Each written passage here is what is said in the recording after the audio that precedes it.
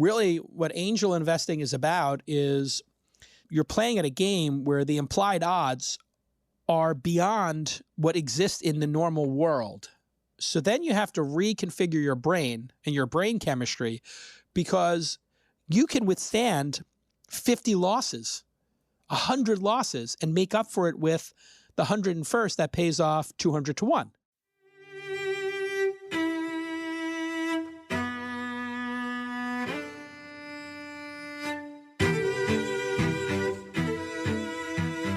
Hello and welcome. I'm Shane Parrish, and you're listening to another episode of The Knowledge Project, a podcast dedicated to mastering the best of what other people have already figured out. This podcast and our website, fs.blog, help you better understand yourself and the world around you by exploring the methods, ideas, and mental models from some of the most incredible people in the world. If you enjoy this podcast, we've created a premium program that brings you even more. You'll get ad-free versions of the show, early access to episodes, transcripts, and so much more. If you want to learn more now, head on over to fs.blog/podcast or check the show notes for a link. Today I'm talking with Jason Calacanis, tech entrepreneur, angel investor, and so much more. This conversation focuses on poker, investing, decision-making, the culture of Silicon Valley, wealth distribution, and how systems enable or forbid. I just want to say this episode touches on politics a little more than we normally do. It wasn't intentional, it's just a byproduct of the organic conversation we had. It's time to listen and learn.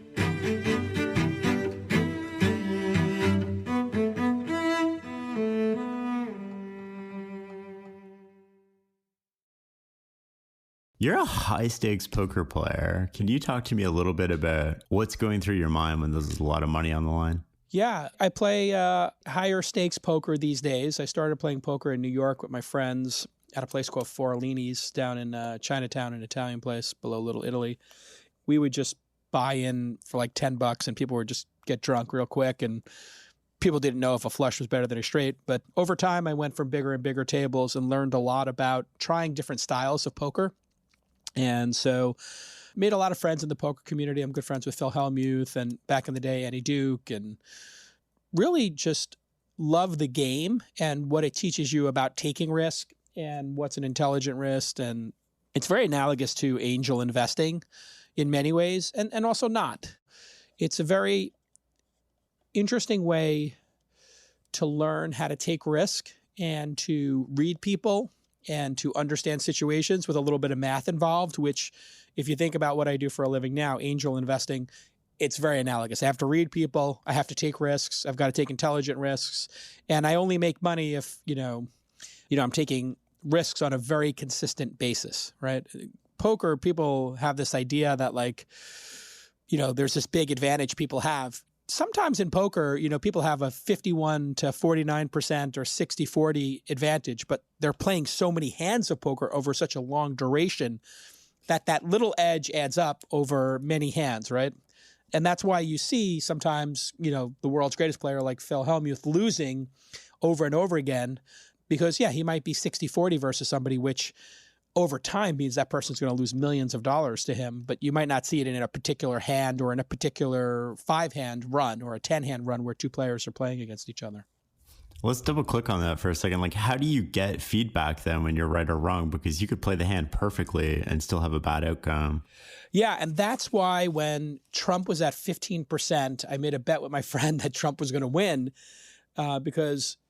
And I think a lot of people were shocked when they saw, Trump won. He had 15% or, whatever, 538 was like, is that the name of the website that does the statistics? I think so, yeah. Yeah. And they're like, oh my God, Trump won. He only had 15% or he's only 20%. It's like anybody who's ever had aces and had them cracked knows what, how often 20% actually happens, right? It's like 1 out of 5 times. It does happen. That's where tilt control comes in, and you've got to be very careful to understand when you've played bad or when you've played good. And that's why recording your hands and writing them down in your iPhone or whatever during a session or replaying the hand and understanding the mistakes you made and being super critical of yourself is really important. And I think that's a skill that very few people have. They remember their wins, and then they get the survivorship bias of they hit a 2-outer and they're like, I'm a great poker player. And it's like, well, you had a 4% chance to hit that card. You're not a good poker player. You got your money in bad. Or I got my money in good, and the other person hit their 2-outer. They had a 4% chance. I want that situation every time, even though I just lost $10,000 on that hand, right? And so when you put money into the equation, it really does change when you have skin in the game. It really does change people's behavior. And that's why you'll see the really good players try to kick up the stakes constantly, because at a certain point, people's brains kind of tick over and break, and they're like, oh my God, this is a lot of money. And once you have somebody thinking this is a lot of money I'm risking, their game just collapses and it becomes predictable because they start taking less risk and then they start playing tight. And that's why I've always loved to play well below my means and not have the amount of money change the way I play. And I opt out of like very big games. I was invited to all the Molly's games in LA because I was living there at the time, and she used to invite me to all these games and be like, at the Four Seasons, she's like, oh, Leo's here and Toby's here, and they really want to see you. And I was like, they really want to see me lose 30 grand. They don't want to see Jason Calacanis. Give me a break. But, they were playing very high stakes poker, and I think they were trying to get people uncomfortable and, get an edge. And poker is all about having an edge. And when you're at that table, you're looking at the other players saying, which two players are better than me? Which, 3 players am I better than? And which, 3 players are as good as me? And you want to stay out of hands with the players that are better than you, and you want to get in hands with the players who are not as good as you, at least everything I've learned. How do you develop that edge, and how do you know what your edge is? Yeah, I think being super self-aware of not only how other people are playing, but how you're playing, right? So how do people perceive me at the poker table? I think about that a lot. How do people perceive me as an angel investor? How do people perceive me in Silicon Valley? And then what advantage do I have in that perception of my role here? And, how do I lean into that? So, people generally would look at me as a very conservative, tight poker player who cares about the money, which means if I take the time to bluff, or I fold a lot, people expect me to have it. So when I do bluff, my chances of successfully bluffing go up, but I might be laying down a lot of good hands. And what I've learned in poker is really it's about when you get up from the table, because if everybody's relatively, similar in their ability, what I see a lot is there's people who like to lose. I know this sounds like a really crazy concept, but there are people who are gamblers who love the feeling of being down. And if you've seen the movie Uncut Gems, have you seen it yet? No. Okay, so Adam Sandler's Uncut Gems is a masterpiece. It's very uncomfortable to watch if you're not a gambler or you don't know somebody who's a degenerate gambler. But it's about a degenerate gambler, and he has the disease where he loves to come back from being down. And there are people who, if they're down $100,000 and they come back to zero, that's more rewarding to them than getting $100,000 up from zero. Oh, wow. So let me say that again. Like, digging themselves out of a hole is a better feeling, more rewarding to their dopamine receptors than being up 100 from zero. And I know a lot of people like that, actually. And it really is about when you leave the table. And so I did this when my wife was asking me to explain to her gambling. I was like, oh, let's go down to the roulette table. I'll teach you, what do they call it, the Marigold system, where you double your bet every time. And I took out a $100 bill. I said, where do you want to go to lunch? We were at the Wynn. And she's like, I want to go to the dim sum place. I was like, yeah, perfect. That's what I like. And so I said, okay, look at all the roulette tables. Which one has the most number of reds in a row? And she's like, that one has 6. And I was like, okay, so that means nothing statistically because every chance is 50-50, right? She's like, obviously, she's smarter than I am. So I said, great, we're going to put it on black. We always bet black. So I said, put 100 on black. Boom, we win. Take the 100, go to lunch for free. She's like, this is great. Let's do it again. I was like, okay, calm down. Then she's like, where do you want to go to dinner? It's like, oh, this Chinese food place with the Peking duck. I know that's your favorite. Let's go there. I was like, great. How much is that going to cost? She's like, it costs like 200. I was like, great, let's go. Boom, put down 200, lose. Boom, put down 400, lose. Boom, put down 800, win. And then we go have the Peking duck. And she's like, well, why don't we just put down like $5,000 or pay off the mortgage or whatever? This was, 15 years ago when I had a mortgage. And she was like, I was like, you see that it has a limit on the table? And she's like, no, I didn't see that. I was like, yeah, look at the table. That table's a $5,000 limit. That's so people who are doing what I'm doing are not allowed to do it. Because if we're going to flip coins all day and I get to pick when the game ends, I'm going to win. Right. Because I can just weather the storm. And they know that, and they'll just not book your business if you do that. And I did this once with my friend at the World Series of Poker. And I said, I'll buy lunch, let's just go do my system. And I put 100, 200, 400, 800, 1,600, and I lost 5 times in a row. And obviously the odds of that are extremely low, but still very possible. Then the pit boss comes over, and then another pit boss comes. There's 2 of them. I didn't have 3,200 on me. So I said to my friend, give me all your money. He gives me $3,200, and I put it down, and the pit boss just leans over and whispers into my ear and goes, that's the last one. And I was like, oh, God, this is how it happens, right? I'm going to lose 6 in a row. And I win. To win $100, like net $100 at the end of the day. And I felt like such an idiot because you will lose 6 or 7 hands in a row and get your ass kicked and hopefully not have your hand broken by a hammer in the back room like in casino. So how does that transfer to angel investing? So angel investing is very interesting as a pursuit because unlike playing at a poker table where the most you can win is the most you risk, right? So if we're at a poker table and there's 10 players and everybody's got $10,000 in front of them, the most I can win, if we all 10 players went all in, is everybody's $90,000. So 10x, right? Now, if I told you there was a casino where not only could you win all the chips at that table, but all the chips at every poker table in the world that played that day, might that be interesting to you? Well, that's angel investing. So an outlier like an Uber, for the people who are in the seed round, paid off somewhere in the range of 4,000 to 5,000 X, not percent, X. And it's important to pause on that because every time CNBC talks about if you invested in, Amazon at this round, you would be up 1,200%, right? Okay, 1,200%, not 1,200X. The outliers are so ridiculous in angel investing. If you happen to hit one, I could not invest in enough startups to negate my investment in Uber, right? When you hit one of those. Now, will I ever hit another one? It's probable that I will not. But will I hit another 300X, 500X, 1,000X? It's probable I will if I keep up at this pace. And so really what angel investing is about is you're playing at a game where the implied odds are beyond what exists in the normal world. So then you have to reconfigure your brain and your brain chemistry because you can withstand 50 losses, 100 losses, and make up for it with the 101st that pays off 200 to 1. But our minds are not designed to deal with that amount of bad news that consistently. And the bad news when you're angel investing is the founder coming to you possibly crying, possibly in a very dark, depressed state saying, I can't believe this is going to fail. I told everybody this was going to change the world and I was going to, build the next Google or Facebook. And I'm a fraud. And you have to be able to weather those storms and say, no, what you did was an experiment and it's a failed experiment. Take 6 months off, come up with another experiment. Let's run another experiment and see if we win on that one. And because I changed my perception of investing at the earliest stage, I'm talking when the company's 2, 3, 4, 5 people, and they've got the product in market for 2, 3, 4 weeks or months, I look at these as experiments. When the companies get to 10 to 20 people and $500 to $1 million in revenue, then I look at it as an investment.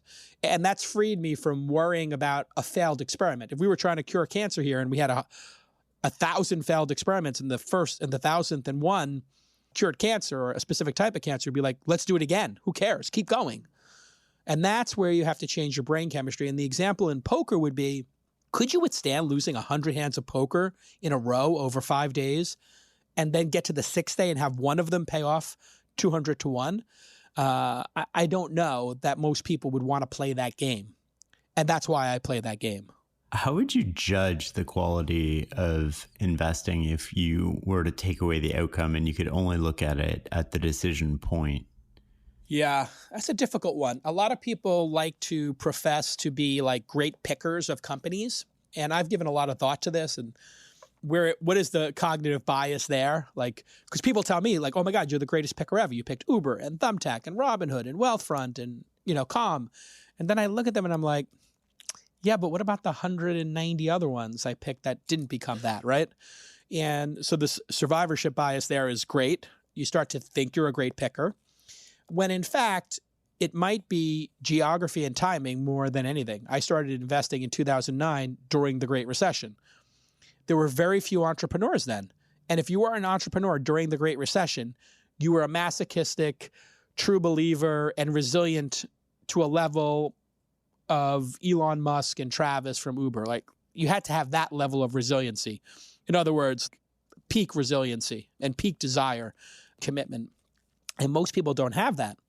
And so really, I think a lot of my success is the network I had built, the location I was in, California, and the timing, starting at the bottom. It'll be very interesting to see what the cohort of investments I did in the last 5 years when I was a better investor, I think, with better knowledge, compared to the first 5 years when I was a neophyte, but the timing was better because the market was on the floor. I want to get into a little bit about how angel investing has changed since 2009, but talk to me about some of those lessons you learned as a neophyte that if you could pass on to other people, would be helpful for them to hear. Yeah, I mean, number one is, if you can, wait until the product is in the market and talk to a customer. We all, if we're positive people, if you're attracted to angel investing, you're probably an optimistic, world positive, believer, right? And so somebody tells you a story, an entrepreneur, and you're like, that's a great story. I could actually see this working. Now, that story might be correct, but in most cases, the story is going to turn out not to be correct. 70, 80% of these investments go to zero. So every time I hear the story, I'm like, okay, 80% chance this is zero, but do I want to make this bet anyway?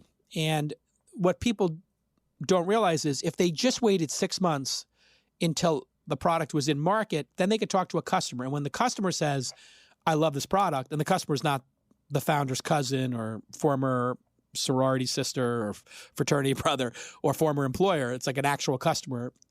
Now you've reduced the risk 90% because the product made it to market and there's a customer. There's at least one person who likes this product. That's number one for new investors. Now, if you're a more seasoned investor, yeah, maybe you could dip into pre-product market fit, as we call it. But the other big mistake angel investors make, let's say they have a bankroll of $500,000. They invest $250,000 in a company. The company never gets the product to market. The founder asks for another $100,000. They give them $100,000. They get it to market. Nothing happens. The founder asks for another $100,000 to market the product or go for another 6 months. They give them another $100,000 and they blow $450,000 and they go, wow, angel investing is stupid. What you really need to do is bet small while you're learning. This would be analogous to poker. If you're at poker, you wouldn't go into the high stakes room. You'd play at the lowest stakes tournament for $20, get the most value for your dollar and learn, as opposed to the, $20,000 buying game. And just make, in the same analogy of $500,000 bankroll, I would make 25 $2,000 bets, put 50,000 to work, and then out of those 25, look at the top 5 and then say, okay, I'm going to allocate $25 to $50,000 to $100,000 into the top 5 based on their performance. That would be a much better way to shape your bets, which in poker, shaping your bets has a couple different meanings, but let's just say seeing the flop, getting yourself a little more information on the strength of your hand and the strength of your opponent's hands would be a good idea. So bet small, see a lot of flops, and then continue to bet on the flops that are the strongest for you and conversely, likely the weakest for your opponents. Are you betting on people, ideas, companies? Like, how do you think about that? Yeah, I mean, ultimately, you're betting on the person's ability to not quit. That is the number one killer of startups, is people quitting. If you are betting on somebody to take on a majorly difficult task, the number one killer is that they give up. At some point, they tap out. And most people think it's because the company runs out of money. That's actually the second reason a company shuts down. I've seen companies where the founder refuses to quit even though they've run out of money. They tell the staff, hey, we're not going to pay everybody for 2 months while we raise this next round. If you want to do that, you can stay on. If you don't, we understand you can quit, but we're going to keep going if you can. So that's number one. You're also betting on their ability to execute, what kind of craftsmanship there is in the product, what kind of ability to build a product that delights customers. And then, yeah, of course, you're betting on a market, but these market-based investors, they tend to be the MBA types. They're, analyzing the market. And it's really a fool's errand because the truth is the outliers, which is what I'm going for, the market is hard to define. So, when you ask Bill Gurley early on about Uber and he built models, he wasn't just looking at the cab business. He was also looking at rent-a-cars and car ownership. And in fairness, I don't think he was even considering car ownership. None of us were in the early days of Uber, considering that people would go full Uber and get rid of their cars and just take Uber everywhere. That was not even on the roadmap. The initial product, people thought they were competing against Lincoln Town Cars, the high-end car service. Then they thought, okay, they're competing against cabs. And so all the models built were against those two things. Then you started to look at it and go, well, you know what? People are not buying cars, or they're getting rid of their cars and just taking Uber. Okay, that's completely different. Oh, this is replacing public transportation for some people? Oh, wow, that's interesting. Oh, this is replacing renting a car at LAX, which is the most painful thing you could ever experience. Oh, this is amazing. Like, this is more than just Lincoln Town Cars or cabs. And Airbnb is the same thing. There's more Airbnbs, I guess is the famous statistic, in Paris than hotel rooms. And the Paris hotels didn't go out of business. So the best products induce a market to manifest itself. The market for a meditation app and the TAM of meditation, when I invested in Calm 5-6 years ago, when nobody else would invest in this company, or very few people, the TAM of meditation apps was zero. There were none. People didn't pay for meditation. People didn't know what meditation was. People thought it was kooky. Mindfulness, they thought it was kooky. And now LeBron James is a spokesperson for Calm. And, there's millions of paid subscribers. And everybody's releasing a meditation and sleep app. So you have to, I think, if you're going to be great at this, not try to be a coward and hang your hat on the market size. I think that's what cowards do. I think what you have to do is look into the eyes of the founder and determine if they are going to give up or not, and look at the product and talk to the customers and say, hey, do these customers actually love and use this product? And that takes work and that takes skill. And then finding some ridiculous, TAM statistic on some website or some statistical article that mentions some Gartner Group number or something, that's the cheap way out in my mind. Let's double click on that for a second. If I were to open up your brain and look at the source code for how you determine if a founder is going to give up, what would that algorithm look like? Well, I have a bunch of secret questions like, hey, what else are you working on? You ask Elon Musk what he's working on, and it's like, I'm on Tesla Tuesday, Wednesday, and then I fly back to SpaceX on Thursday, Friday. That's what he told me back in, 15 years ago. And if you asked him this week, he would say, yeah, well, I'm at SpaceX on Monday, and Tuesday I fly up to, work at Tesla, and then I'll come back either Wednesday or Thursday, depending on the needs, and get back at SpaceX. It's the same thing. He is super consistent. And then what else are you working on? It's kind of like nothing. He really tries to focus in on his projects and actually, deprecate anything else. And so that's the singular focus. When you saw Travis sell all his Uber shares, I wasn't surprised. He got off the Uber board. He's 1,000% focused on cloud kitchens. He needs to be. That's the sign of a great founder. If you ask a founder, what is you working on? Oh, I have a nonprofit, and I'm doing a conference, and my podcast, and this and that. It's like, okay, well, they're not going to be successful at what they're doing. Unless it's a podcasting company or conference company, then they will be. But that sort of distraction. Or you could ask, hey, do you have any other ideas? Or, are you going to pivot this? And why are you doing this is a great one? So why this idea? Did you have any other ideas? I've had people say, tell me there are other ideas that they're considering. And I'm like, so you're asking me for money for A, but you're considering B and C. Okay. You should figure that out for a little bit before I give you money to pursue it. And it goes back to the, will they quit kind of thing. And you can also look at their past. If you see them yeah, my last company, I worked on it for 5 years and it amounted to nothing and we shut it down. Most people are like, oh, wow, you're a loser. And I look at it and go, wow, you're resilient. You're hardworking. You're dedicated. That's what I'm looking for, because these businesses take a level of focus and commitment that is otherworldly.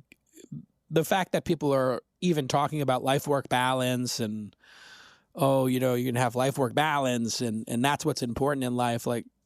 These are people who don't understand exactly how startups work, I think, sometimes. Or they're looking back on their life after they've succeeded and saying, I wish I had more balance, without ever considering, if you did, you might not have gotten there.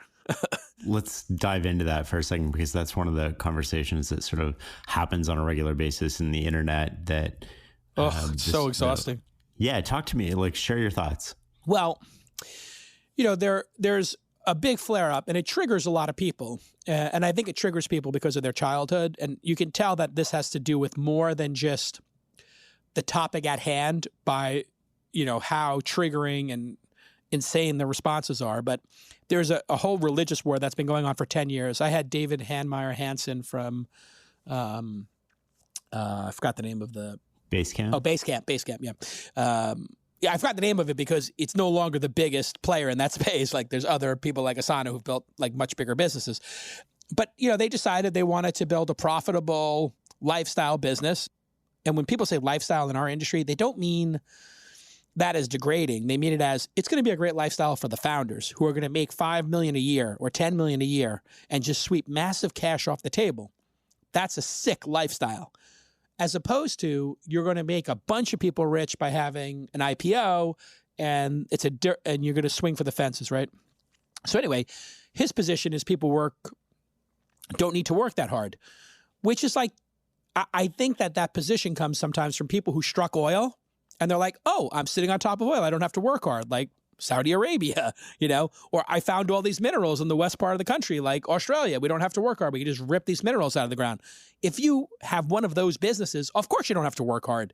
You're just selling something under your feet. Whether you made it or not is inconsequential to the point of you struck gold. And so for people who struck gold to tell everybody else who's an up-and-comer you don't have to work hard, it is just farcical, right? So I don't know which cognitive bias this falls under, but they're correlating their success and then telling everybody else that it'll just be successful, don't worry. Well, what if there's competitors who are going to put you out of business? What about the 10 companies that tried to compete with Uber and Lyft who are no longer here? What about the 50 companies that tried to compete with Microsoft that are no longer here? Or the 1,000 companies that tried to compete against Apple, right, on the smartphone space? It triggers people because they're probably thinking about their childhoods and they're probably thinking about, oh, my parents didn't spend enough time with me. My daddy or mommy didn't spend enough time with me, and that hurts me. Or maybe they're looking back at their life and saying, I worked really hard and I didn't have an outlier success. Therefore, I worked really hard and I gave up and I sacrificed for nothing. And so there's all these weird emotions in it. What I can tell people is there's a correlation behind your effort and skill set and your outcomes.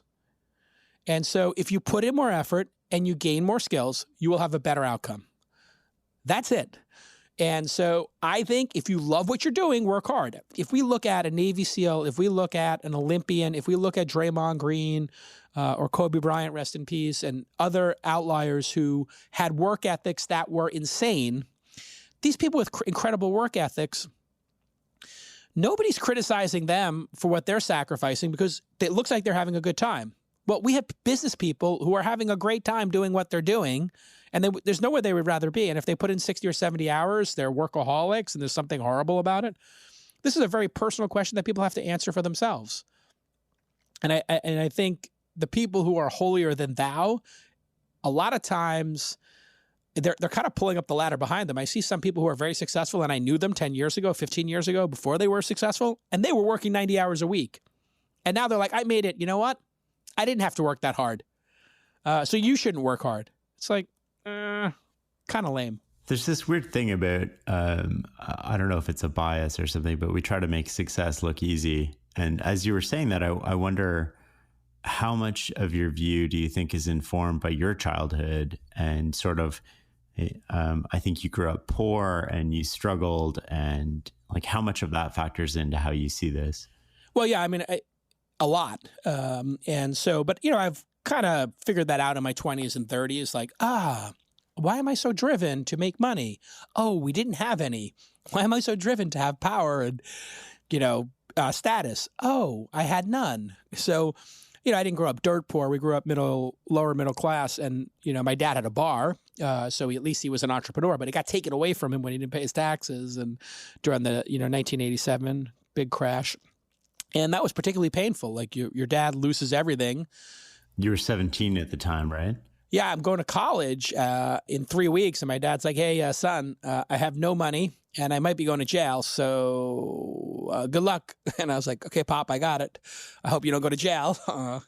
I'm going to go to school at night, I guess, and work 3 jobs during the day, which is what I did. It took me 5 years to graduate from Fordham, but I did it, doing almost a full course load. And, it was not easy, but it made me into who I am today, which is incredibly resilient and hardworking by design. So I don't regret it in any way, but it did give me is the word preternatural, like an inhuman desire to have power and money, which I had to then recontextualize, in my 30s and be like, okay, yeah, that had a good outcome, but I need to shift gears here and maybe have a little more purpose in my life. Because, sometimes the dog catches the fender of the car and it's like, well, that doesn't taste very good, does it?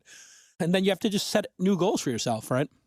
And so I think that kind of competitive, fear-based motivation, scared of running out of money, scared of not having power, and competitive, those are very powerful motivators. If you have them, use them.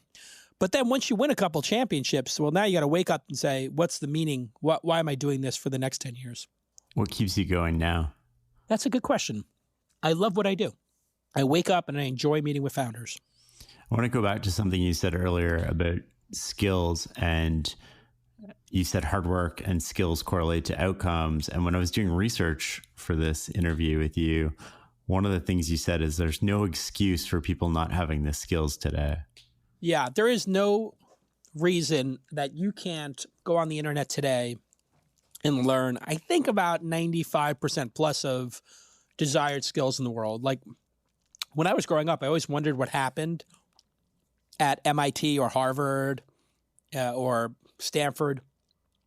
You can go on MIT's website right now and take all of their courses and then do all the project work and go to Google or any job and say, here's my coursework that I did on my own time. And I took these 8 courses around machine learning. And I took 3 at MIT, 2 at Harvard, and 1 at Stanford.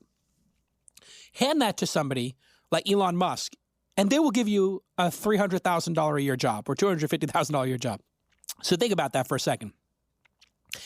People would value you more if you hacked the system and didn't pay them and did it on your own than if you actually went to the school. So what's people's excuses? Well, then they say, well, I don't have the prerequisites for that. And then you say, okay, well, there's Khan Academy that will take you all the way up through your undergraduate to learn this stuff. Okay, why aren't people doing that? And then it gets scary for people because I think then you have to look at motivation and people capitulating and giving up. I mean, these are very hard topics, I think, for people to discuss, but all the skills are out there on the internet. And when I wanted to start a company or learn some skills in the 90s when I was coming up, you had to buy books. You had to go find people. Like you didn't even know what a term sheet looked like. Nobody would show each other a term sheet. You had to hire a lawyer and spend $5,000 to even know what a term sheet was. So all the answers are out there, and people are still watching 5 hours of TV a day and complaining about opportunity. There are systematic biases in the world. Of course, there's racism. There's tons of problems in the world. But one of them is not the access to the information. The access to the information is unbelievably mind-blowing. And we have an investment in a company called Brilliant.org, and they find all these incredible math savants from around the world because they're on their website solving really hard math problems. And so the information is out there, and I encourage young people to just add skills. Just add mad skills, and everything will work out. What's your opinion on the reason that most people don't do that? Is it fear of failure? Is it lack of motivation? Is it a comfortableness? Or walk me through that. It's a great question. Yeah, I am. It's above my pay grade. But from what I've read, one of the main issues is if you don't see it, it's hard to be it. I've heard this, you need to see it to be it kind of thing. And so we've worked very hard at our investment firm. It's called Launch. To have events where we pull in more people who are less represented in Silicon Valley. An example of that is we do something called Founder.University. It's a 2-day free course. We've done it 13 or 14 times. And about half of them are for women only and also transgender people. And with those people, we've had this incredible success. With these events, we've had this incredible success of finding them in in order to invest in them as they grow their businesses. And when we would have a normal event, we would get to like 15% female in the audience. Then we started emailing the 15% and saying, do you know any other female founders? And then we would get it to, and they would say, yeah, I know two. And they'd hit reply. And one of them would already be registered and the other one wasn't. So we'd offer them a free ticket to our events. And then all of a sudden we got, 30, 40% female founders in the audience. But when we did an event just for women, oh my Lord, we got 300 or 400 applications. And then the number of female founders we were investing in went way up. And so, very proud of the work we did there to just create a space for those people to feel like we actually want them in the industry. And I think that's what I've heard from a lot of people when we hosted those events, and we do one for underrepresented founders, and people pick if they feel they're underrepresented. And there's all kinds of little controversies. We just leave it up to people to, if they feel they're underrepresented, to apply to come to it. And we've had this incredible outcome. And people say to me, well, when you tweeted this, that you're doing Founder University for underrepresented founders or for female founders, it just meant that you cared, and so I thought I should go. And I think our industry has particularly done a terrible job historically of letting people know, hey, we want you here. We want your entrepreneurial spirit. We want to invest in your companies. And that's the thing that Silicon Valley had to change. That was the blind spot. I know I had it as a, cis white guy from Brooklyn. I always thought, like, I'm a kid from Brooklyn. I had it hard. I know what it's about. I had to grind my way here. And, there's people who had to grind a lot further than I do to get here. And so I had to kind of rethink my own version of this and kind of, I matured on the issue, I would think. I evolved on the issue. I used to think, listen, I give free tickets to the event. You should come, right? And I didn't realize, people have to also feel welcome, right? And you have to make them feel welcome if the system you're operating in has traditionally made them feel unwelcome, right? And so I think that's why Silicon Valley is actually doing a great job right now with a lot of inclusion programs and making it explicitly clear we want the industry to be more diverse. We want to have more female venture capitalists. We want to have more people of color as funded founders. And, the change in the last 5 years here has been amazing. It really is heartening to me. I know that, I don't know, maybe I'll get canceled for this, but I feel like massive progress has been made in Silicon Valley on the issues that matter. And I think people have good intent. That's another thing that seems to have been lost on Twitter and all of this. Like, people just want to cancel each other and, cut people down. But you got to give people a path to evolve, right? And I think Silicon Valley, has really gotten beaten up over the last 5-10 years, and rightfully so, I guess. But you got to give people this path of, like, if you release the diversity statistics, well, releasing the diversity statistics, and they're horrible, is part of the process of letting people know, hey, I care, and I want to change these numbers. Here are the numbers. I know they suck. Anybody have ideas of how to solve this? Let's have an open discussion about it in good faith. And I try to work with the good faith people. And I this is like probably the first time I've ever talked about the diversity stuff we're doing at Launch, in a major forum like this. I don't do it to get a cookie or to, get a pat on the head from people or score points and get retweets. The reason we're doing it is it's actually good business. A lot of these founders have incredible insights, and there's not competition for these deals because people are not making space for them to come to them and say, here's my idea, here's my business. We had one business come to us, it's called Ruby Love, and they had like $250,000 in revenue one month. And we were like, how much have you raised? They're like 50. And I was like, 50 million? Or 500,000? And I thought I heard it wrong. They're like, no, we raised 50,000. I was like, and you're making 250,000 this year? They're like, no, we made 250,000 this month. And I'm like, why is this woman, Crystal, not on the radar of Silicon Valley for this direct-to-consumer company, Ruby Love? And we were able to get in first and build a position in this company. So this is one of the things I'm really excited about, is very similar to what the NBA did. David Stern wanted to make the NBA a global phenomenon. And when they succeeded at doing that, all of a sudden, Yao Ming, Dirk Nowitzki, and now you just look at the number of players coming out of all regions of the world. They got a basketball in the hands of more kids, got more kids yelling Kobe, got more kids yelling Shaq, and dreaming about playing in the NBA. And now they're playing in the NBA, and it's a better game, right? And that's the way I look at it and I tell everybody in our small little investment firm called Launch, which has 12 people and we put 25 million to work last year, is don't underestimate anybody. And a great founder can come from anywhere. Just like Ratatouille, the Pixar movie. Like, great chef could come from anywhere. Not everybody can be a great chef, but a great chef can come from anywhere. A great founder can come from anywhere. Talk to me about some of the differences between, I think we're going to come back to this, between when you started in 2009 and today, other than the sort of like gender being and more systemic issues that are sort of like coming to the limelight now. And what are some of the other issues or differences that you see these days? Yeah, the sheer number of startups is mind-boggling. Like back in the day, I had this thing called Open Angel Forum, which was I would get a half dozen angel investors together and a half dozen companies. And I had a hard time finding 6 companies. I could find 10, 15 angel investors and invite them, and 6, 7, 8 would show up. And in fact, Uber pitched at one of those, and 3 of the 21 people at that event invested. It's a pretty famous story here in Silicon Valley. And now, I get 400, 500 emails a day, and we're bombarded with hundreds to 1,000 applicants for every 7 slots in our accelerator. We run an accelerator here. And those 7 slots are like, you have a 1% chance of getting in. Back in the day, I had a hard time finding even 7%. So it's just bonkers. And then overall, the quality on average has gone way up. So the number of people with actual businesses that have customers that are making 5, 10, 20,000 a month has gone through the roof. So we're finding ourselves investing later in the companies at the same price that we paid 10 years ago for companies that had not yet launched or had less traction, and frankly, maybe didn't look on the outside as polished. And a lot of that is because we talked earlier about how MIT's courseware is out there. How to build a great startup is out there. My podcast, This Week in Startups, we have over 1,000 episodes. If you want to figure out how to build a company, you can just listen to 100 of those episodes and you'll get the idea.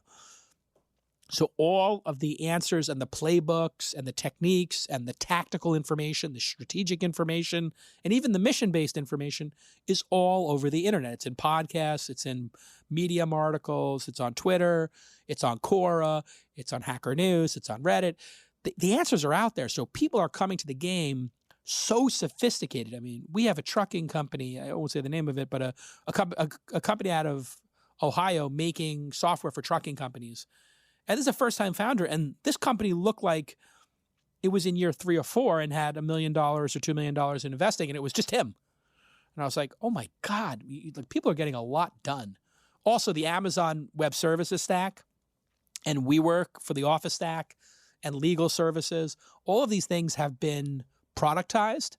Even, accelerators are productizing the, first, year of your business. So because those things have been productized, you don't have to go get a lease. You don't have to rack servers. You don't have to worry about hiring people. You can just hire freelancers on Fiverr or other services like that. So it's really magical right now. So there's many, many, many more experiments being conducted. Talk to me a little bit about the difference between, from the outside looking in, I'm not in Silicon Valley, but there seems to be a large sort of cultural conversation or maybe a change in the tide between sort of revenue and market share and now profits and making money. I'm just going to leave it there and let you riff on this. We as private market investors, we're betting on how big can this get, right? And what is the enterprise value if you win? So for something like Amazon or Tesla, you want to know what percentage of e-commerce do they represent?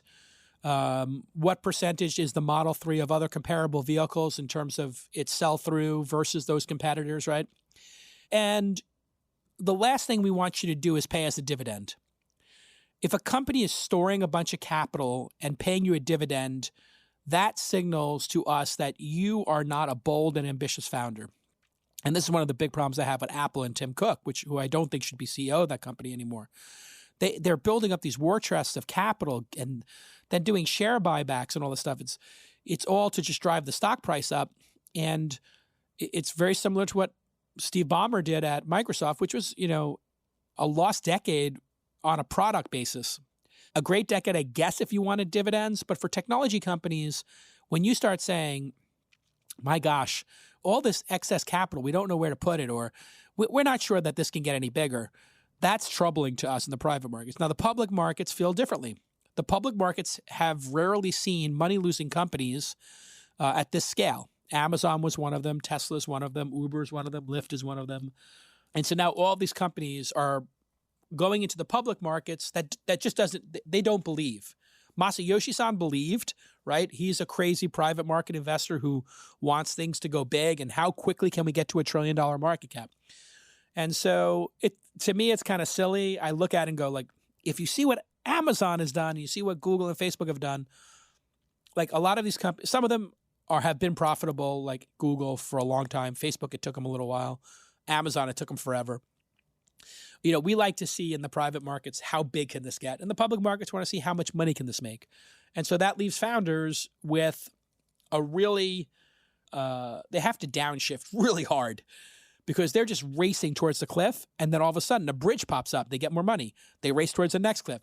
Boom, another bridge. They go over the bridge. Now it's like, you're going to have to stop the car because there's the end of the road is coming. You have to get to profitability. And if you look at Uber, they've done this really quick, right? And full disclosure, I still have a lot of shares. I sold some of my position to Masayoshi-san. Obviously, it was great to have him involved in the company.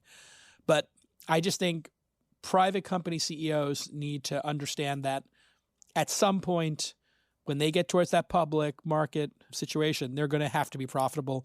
So they better have unit economics that works, and they better not train the public that this product is so cheap. And there were some products that were absurdly cheap. Like I used to use this valet service, Lux, in San Francisco.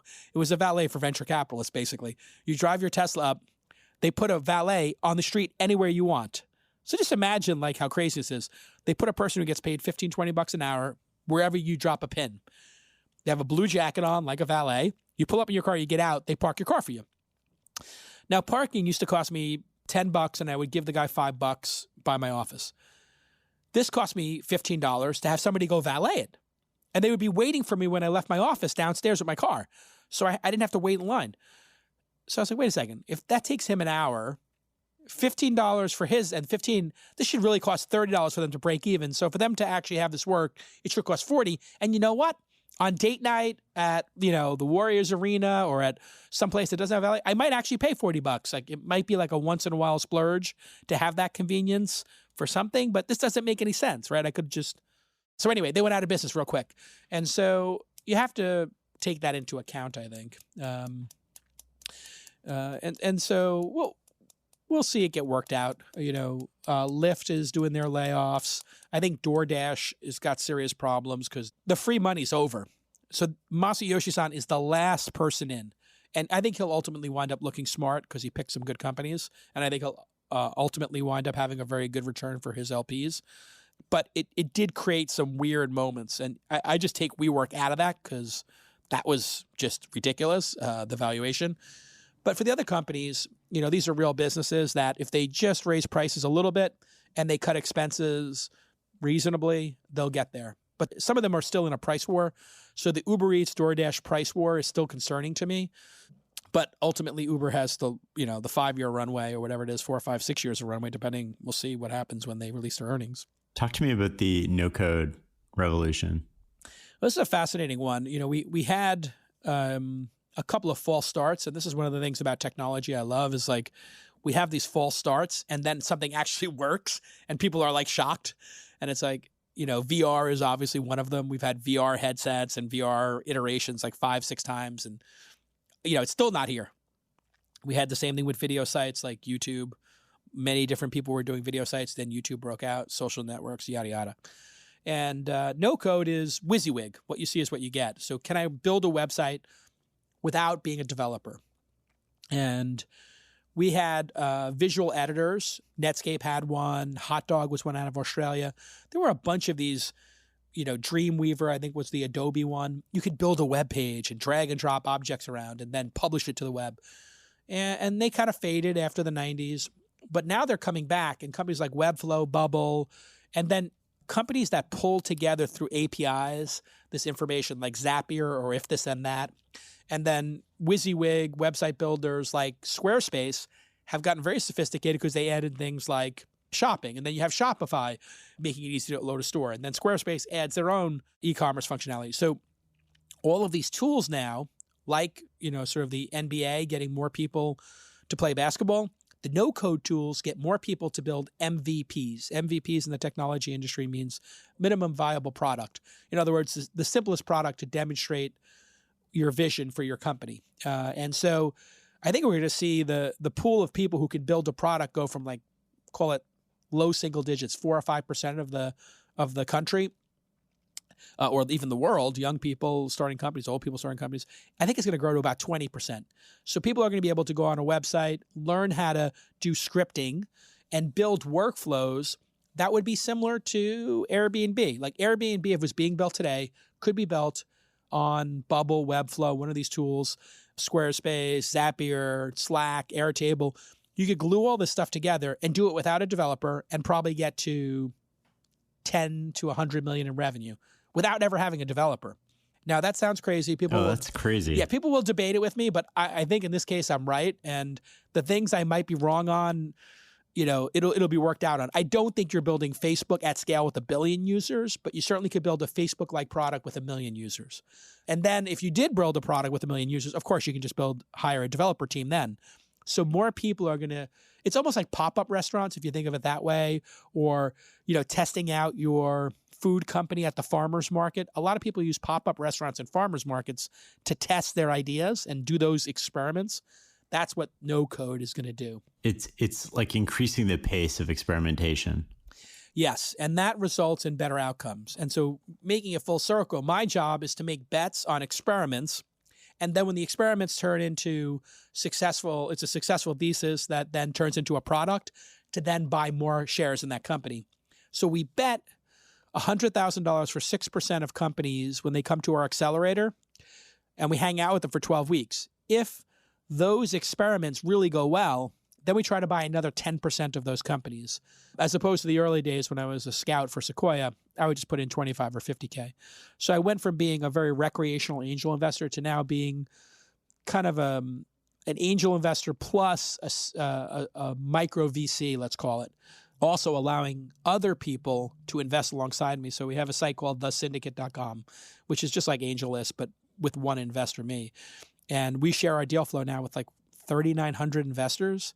And that's going to change the entire industry. So the pace of innovation, the democratization of private company investing, I think is the trend of the second half of my lifetime. It's really hard to make money in the public markets, or it's increasingly harder.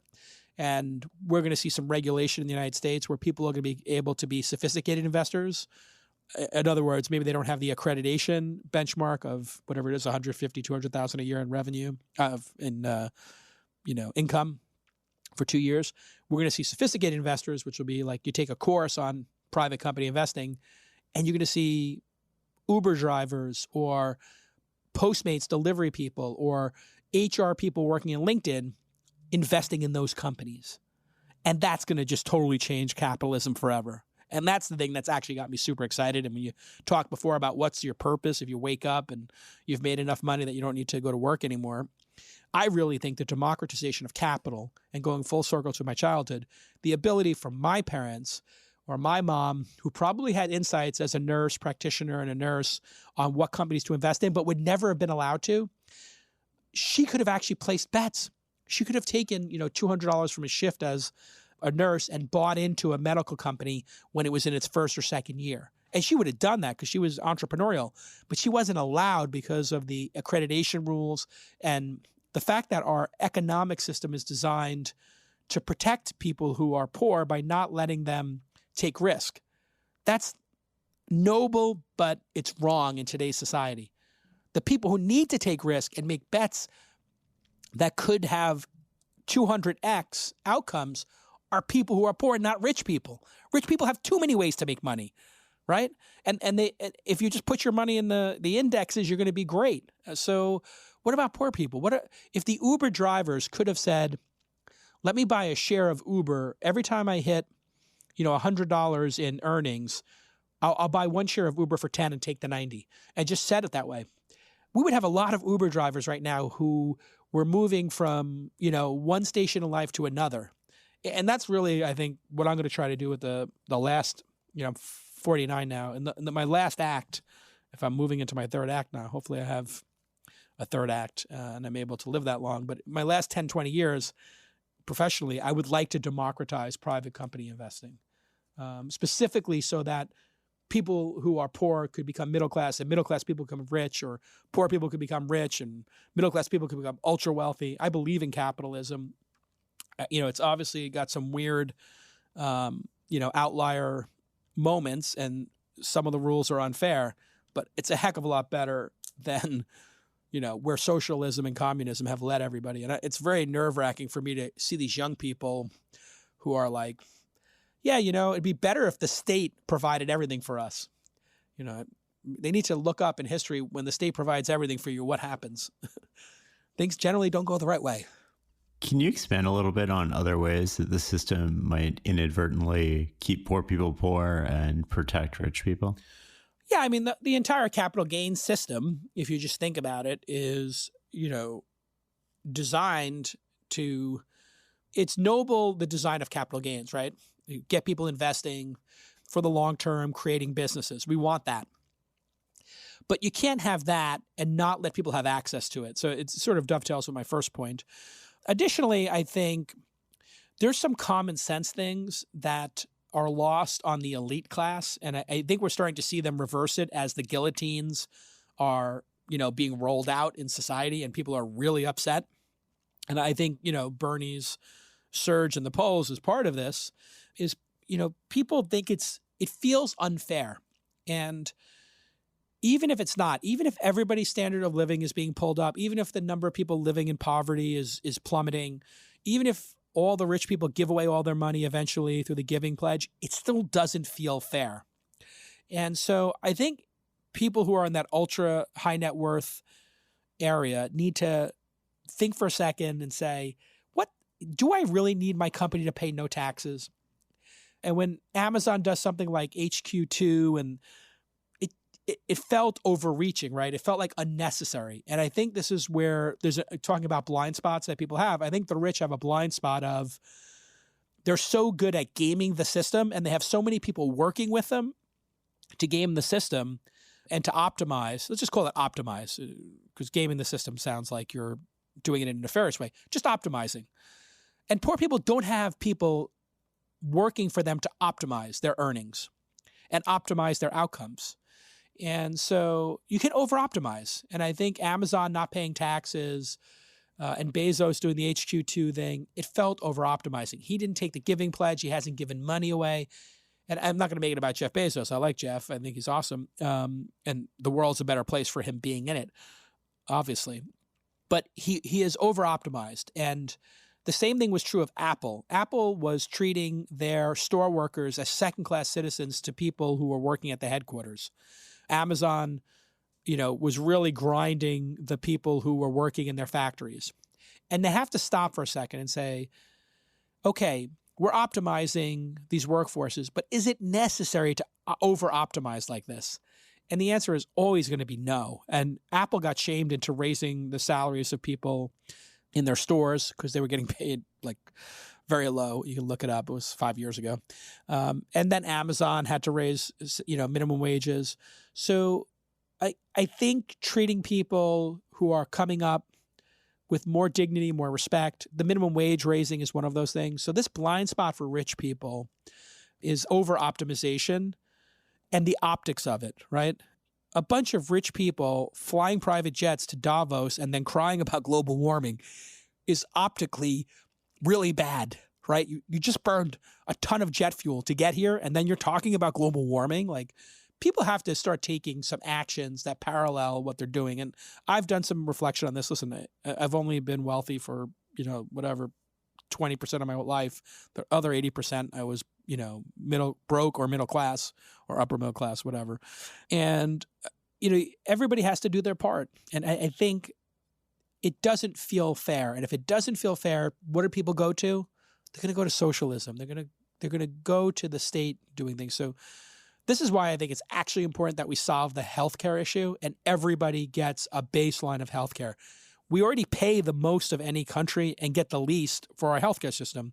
And tying healthcare to employment creates very weird relationships between employees and employers, where employees can't leave or can't take jobs because of the healthcare, and then employers have to keep people working for them who don't want to be there or can't hire people because they've got their healthcare issues are too acute or too expensive for a small company to address.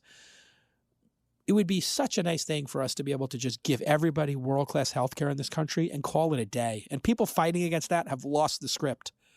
What is the point of being the most affluent and successful country ever created in the history of humanity if we can't say, you know what, we got public education to work, let's expand it by 2 years and offer trade schools to everybody. If we can't add, a base level of healthcare.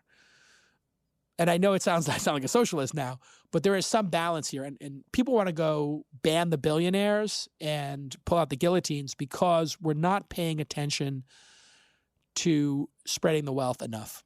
And it's a very simple thing. And a lot of it is optics, don't grind people who already have it hard is my message to these big, leaders of big companies. It's unnecessary to grind and optimize the people who are coming up. It's over-optimization, basically. I think that's a great place to end this conversation, Jason. Thank you so much for your time. Yeah, I really appreciate it, and I'm a huge fan. It's an honor to be on the show. I listen to almost every episode. You're pretty prolific, but really enjoyed the Jim Collins one particularly. It's always been a hero of mine. Oh, thank you.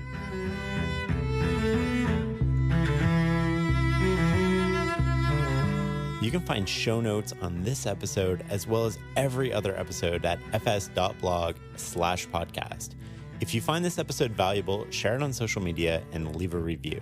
To support the podcast, go to fs.blog/membership and join our learning community. You'll get hand-edited transcripts of all the podcasts and so much more. Thank you for listening.